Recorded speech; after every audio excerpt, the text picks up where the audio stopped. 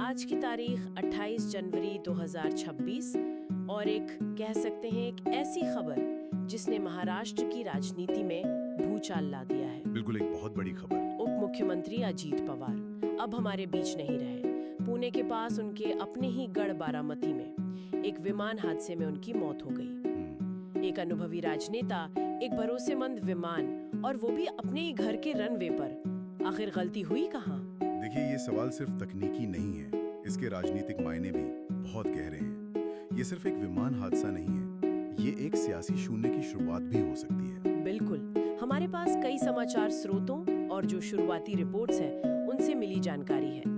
आज हमारा मकसद सिर्फ ये बताना नहीं कि क्या हुआ, नहीं, वो तो सब जानते हैं। हाँ, बल्कि इन सब जानकारियों के टुकड़ों को जोड़कर ये समझने की कोशिश करना है कि ये सब हुआ कैसे और अब आगे क्या हो सकता है। तो चलिए समझते हैं इस पूरी घटना को। सबसे पहले जो तथ्य हमारे सामने हैं उन पर एक नजर डालते हैं।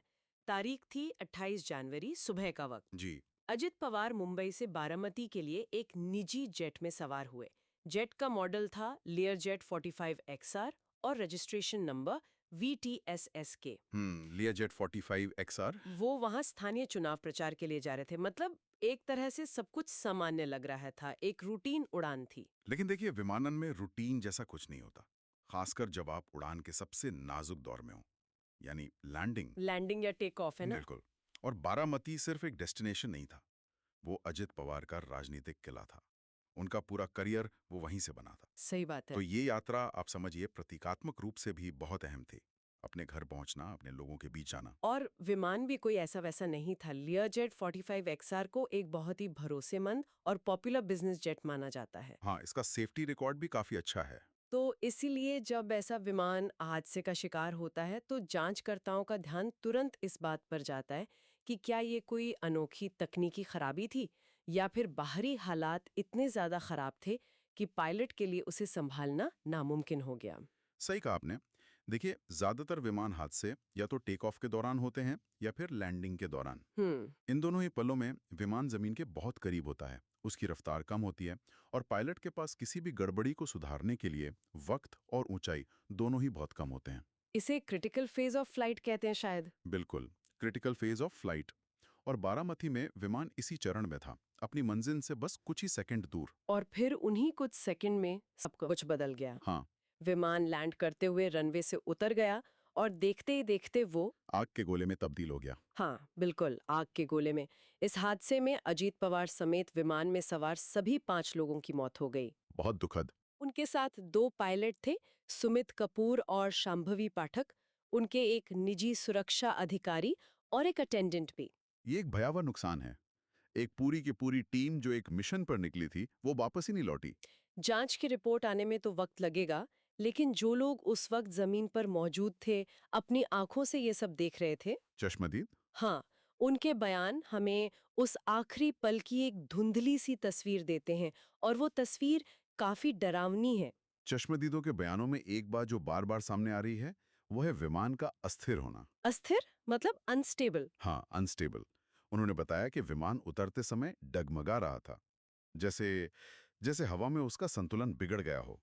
एक रिपोर्ट के मुताबिक विमान रनवे को छूने से लगभग 100 फीट पहले ही अनियंत्रित हो चुका था। सोचकर भी अजीब लगता है, वो अपने राजनीतिक करियर के सबसे मजबूत इलाके में जा रहे थे, जहां हजारों लोग शायद उनका इंतजार कर रहे होंगे, बिल्कुल। और मंजिल से बस कुछ 100 फीट पहले सब खत्म हो गया। चश्मदीदों का ये भी कहना है कि जैसे ही विमान जमीन से टकराया, एक जोरदार धमाका हुआ। लेकिन बात यहीं नहीं रुकी। नहीं। उसके बाद कई और छोटे-छोटे धमाके हुए। और यही कई धमाकों वाली बात जांच के लिए एक बहुत बड़ा सुराग है। लेकिन क्या ये आम बात है? मतलब क्या हर क्रैश में ऐसा ही होता है, या ये लियरजेट के डिजाइन या उस दिन के किसी खास फैक्टर की वजह से हुआ? ये एक बहुत जरूरी सवाल है। देखिए, जब विमान जमीन से टकराता है तो एक धमाका तो होता है, लेकिन कई धमाकों का जो सिलसिला है वो ये बताता है कि विमान के पंखों में मौजूद ईंधन टैंक फट गए थे। अच्छा। लियाजेट 45 XR जैसे बिजनेस जेट्स में ईंधन पंखों में ही रखा जाता है। तो जमीन से टकराने पर जब ये टैंक फटते हैं तो ईंधन हवा के संपर्क में आकर एक आग का गोला बना देता है। और फिर जैसे जैसे ईंधन फैलता और जलता जाता है, वो छोटे छोटे धमाकों की एक चेन रिएक्शन शुरू कर देता है। ओह। ये किसी भी तरह के बचाव कार्य को लगभग नामुमकिन बना देता है। बचने की कोई गुंजाइश ही नहीं छोड़ता। तो मतलब बचने का कोई मौका ही नहीं था? बिल्कुल नहीं। ये जानकर और भी ज्यादा हैरानी होती है कि विमान का संचालन करने वाली कंपनी वीएसआर एविएशन वो कह रही है कि विमान 100% सेफ था और क्रू पूरी तरह अनुभवी था। इन दोनों बातों में तो कोई तालमेल ही नहीं बैठा। बिल्कुल। और यहीं से जांच की असली दिशा तय होती है। वीएसआर एविएशन का जो बयान है वो एक क्लासिक डिफेंसिव बयान है। कोई भी कंपनी हादसे की तुरंत बाद ये नहीं मानेगी कि उनकी तरफ से कोई कमी थी। लेकिन क्या ये सिर्फ एक स्टैंडर्ड पीआर बयान नहीं है? हर कंपनी हादसे के बाद यही तो कहती है। असलियत तो ब्लैक बॉक्स ही पता चलेगी ना। हाँ, ये एक पीआर बयान है, लेकिन उन्होंने अपनी बात में एक और चीज जोड़ी है जो शायद अनजाने में एक बड़ा इशारा कर गई। वो क्या? उन्होंने कहा कि हादसे का संबंध लैंडिंग के पास दृश्यता की समस्या यानी खराब विजिबिलिटी से हो सकता है। ये बात मुझे थोड़ी अजीब लगी। मतलब एक ही सांस में आप कह रहे हैं कि विमान परफेक्ट था, लेकिन विजिबिलिटी की समस्या हो सकती है। ये तो अपनी जिम्मेदारी से पल्ला झाड़ने जैसा लग रहा है। बिल्कुल, ये एक तरह से गेंद को मौसम और पायलट के पाले में डालने की कोशिश है। वो कह रहे हैं हमारी मशीन ठीक थी, हमारे पायलट अनुभवी थे, लेकिन अगर मौसम ही खराब हो तो वो क्या करते। हम्म। लेकिन ये अपने आप में एक बड़ा सवाल खड़ा करता है। एक अनुभवी क्रू और आधुनिक उपकरणों से लैस विमान क्या सिर्फ खराब विजिबिलिटी की वजह से इस तरह हादसे का शिकार हो सकता है? सही बात है। यहीं पर मानवीय चूक या किसी और तकनीकी गड़बड़ी का एंगल भी सामने आता है, जिसे शायद खराब विजिबिलिटी ने और बढ़ा दिया हो। तो ये जांच करेगा कौन और कैसे पता चलेगा कि सच क्या है? हमें बार बार दो एजेंसियों के नाम सुनाई दे रहे हैं, डीजीसीए और एएआईबी। हाँ, और यहाँ ये समझना जरूरी है कि डीजीसीए और एएआईबी ये दो अलग-अलग काम करती हैं। अच्छा। डीजीसीए यानी directorate general of civil aviation, ये विमानन नियमों का रेगुलेटर है। वो ये देखेगा कि क्या वीएसआर एविएशन, पायलट या बारामती एयरपोर्ट की तरफ से कोई नियम तोड़ा गया। जैसे कि पायलट की ट्रेनिंग पूरी थी या नहीं, विमान का मेंटेनेंस ठीक से हुआ था, इस तरह की चीजें। बिल्कुल, उनका काम नियम लागू करवाना और अगर कोई दोषी है तो उसे सजा देना है। और एएआईबी?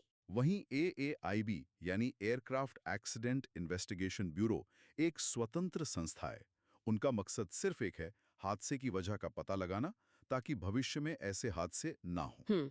उनकी रिपोर्ट में किसी पर दोष नहीं मढ़ा जाता, सिर्फ कारणों का विश्लेषण होता है।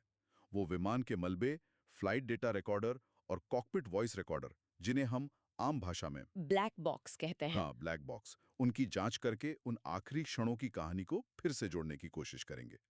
असल सच तो उन्हीं ब्लैक बॉक्स में कैद है। इस हादसे का तकनीकी पहलू तो एक दिन सामने आ ही जाएगा, लेकिन इसका जो राजनीतिक असर है वो तो अभी से दिखना शुरू हो गया है। अजीत पवार सिर्फ एक उप मुख्यमंत्री नहीं थे, बिल्कुल नहीं। वो महाराष्ट्र की राजनीति के एक पावर सेंटर थे। राष्ट्रवादी कांग्रेस पार्टी यानी एनसीपी के विभाजन के बाद वो अपने गुट के सबसे बड़े और सबसे ताकतवर चेहरे थे। सिर्फ नाम के नेता नहीं थे वो। नहीं, जमीन पर पार्टी का संगठन और कार्यकर्ताओं को संभालने वाले नेता थे। उनका गुट केंद्र सरकार के साथ गठबंधन में था, जिससे उनकी अहमियत और भी बढ़ जाती थी।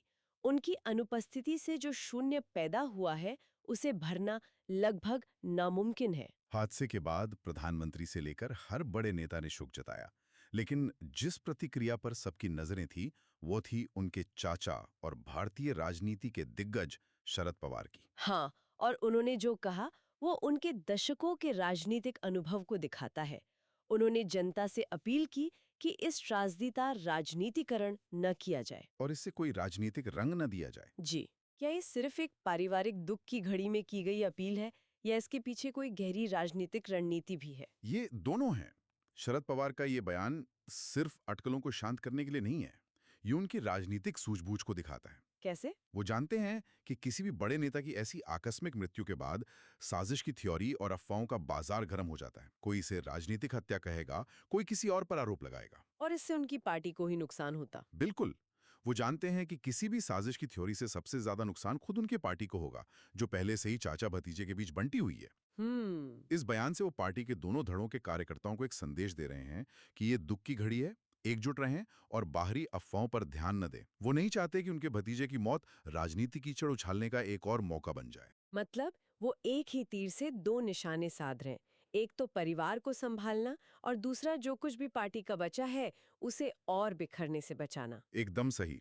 ये एक परिपक्व नेता की निशानी है जो व्यक्तिगत त्रासदी के बीच भी राजनीतिक स्थिरता को प्राथमिकता दे रहा है। लेकिन अब सवाल ये है कि आगे क्या? हाँ, अब असली सवाल यही उठता है कि अजित पवार के बाद उनके गुट का क्या होगा।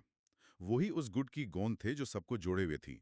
क्या उनके विधायक वापस शरद पवार के खेमे में लौटेंगे या कोई नया नेता उभर कर सामने आएगा? और महाराष्ट्र सरकार की स्थिरता पर इसका क्या असर पड़ेगा? ये ऐसे सवाल हैं जो आने वाले हफ्तों और महीनों में महाराष्ट्र की राजनीति की दिशा तय करेंगे। तो आज हमने देखा कि कैसे एक बेहद प्रभावशाली नेता की जिंदगी का अंत हुआ। एक भरोसेमंद विमान जो अपने ही गढ़ में उतरते वक्त हादसे का शिकार हो गया। एक जांच जो अब मौसम, मशीन और मानवीय फैसलों के एक जटिल जाल को सुलझाने में लगी है। और एक परिवार जो इस दुखद घटना को राजनीतिक अखाड़े से दूर रखने की अपील कर रहा है। ये वाकई एक जटिल मामला है जिसके कई पहलू हैं और हर पहलू एक नया सवाल खड़ा कर रहा है। यह हादसा तो हो गया, लेकिन अब सोचने वाली बात यह है कि महाराष्ट्र की राजनीति में जो एक बड़ा शून्य पैदा हुआ है, उसे कौन और कैसे भरेगा?